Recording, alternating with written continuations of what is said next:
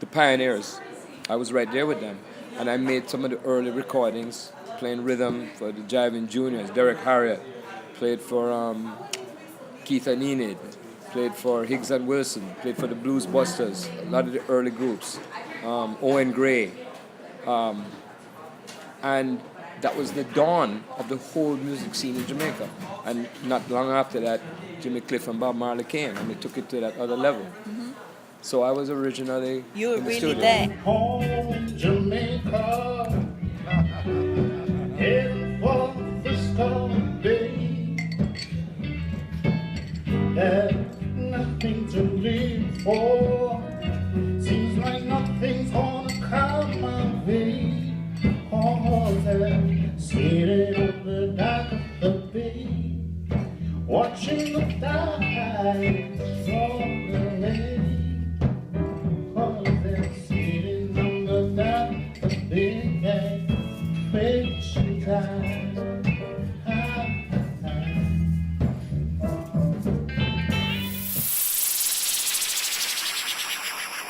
Watch out, boom shot. You tell him say there is a make weight and Merman now. So this one here short shot, it can't stop. Boom shot! Boom shots. What a nice pleasure to see you again in NYC. NYC. And this time we're at Dizzy's place. It's your first time performing here? No, I've been here quite a few times since this wonderful venue opened some years ago.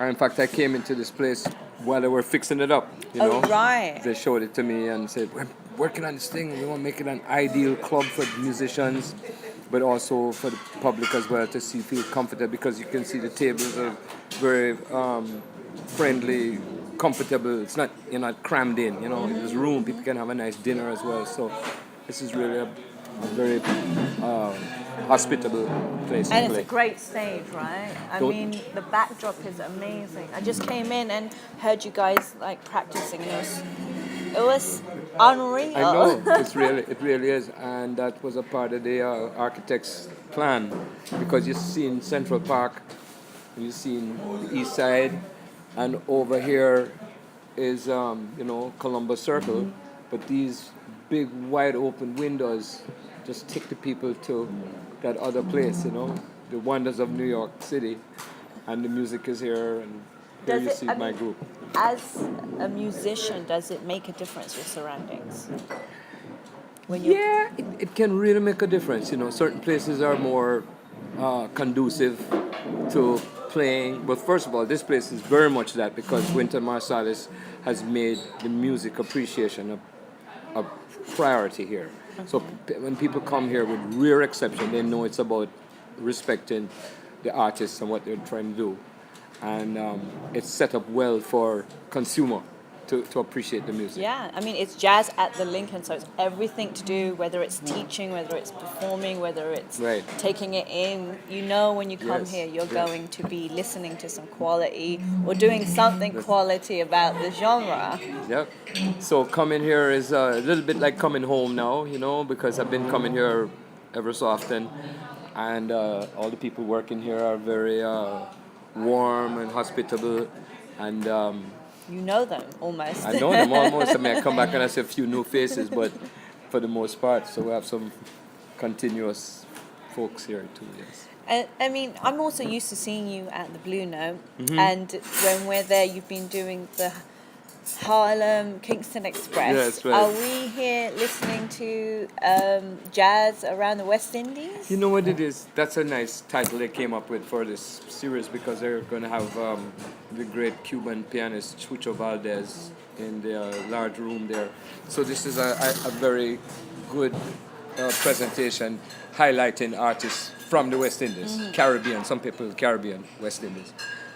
But when I play these days, I've been so, happy and fulfilled to present music in a way where I can share my love of jazz as I know it, as well as Jamaican Yes. incentives, So I just bring it all together spontaneously.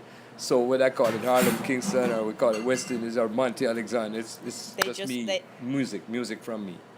And, I've often seen you bring in on so many guests and you always pin it back to Jamaica. I mean, who have we seen on the stage with you? I mean, last time I saw it was chronixx, Chronixx a young rising artist, and Really, it rising. was amazing to see him Yes. performing as a young artist with, you Veterans. know, exactly.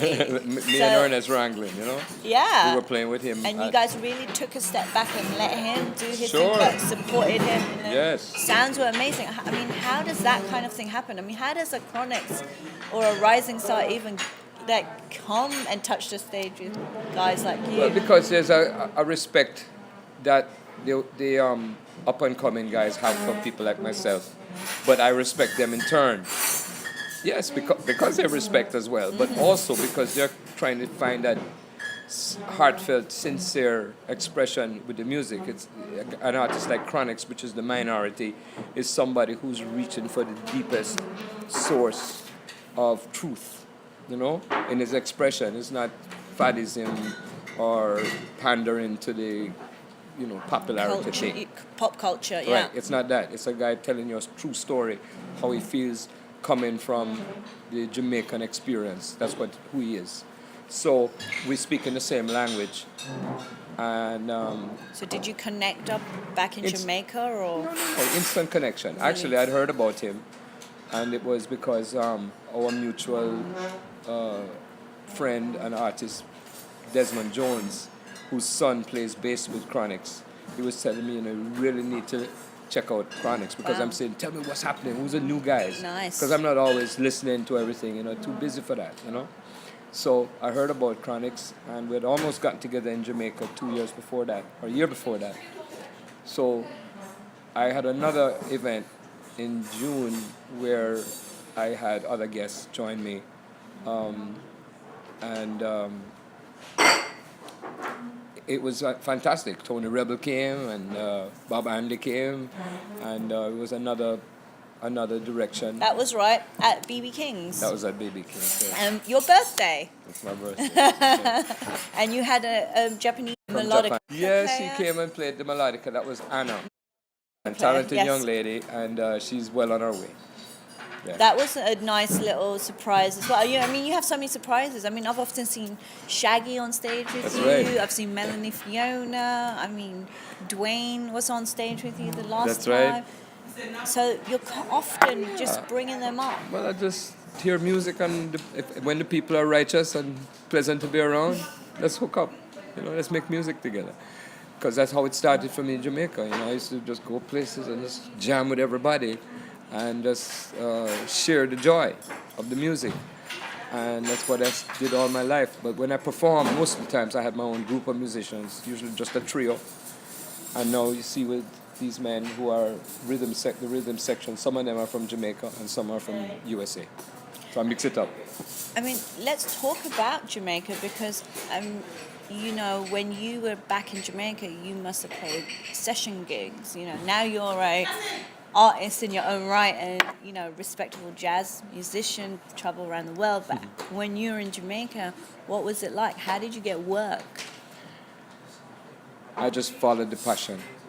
And it started when I was a very young fellow, even 9, 10 years old. I'm all over Kingston, wherever the musicians were playing. I was just a kid in amazement, and they were all nice to me, welcomed me in.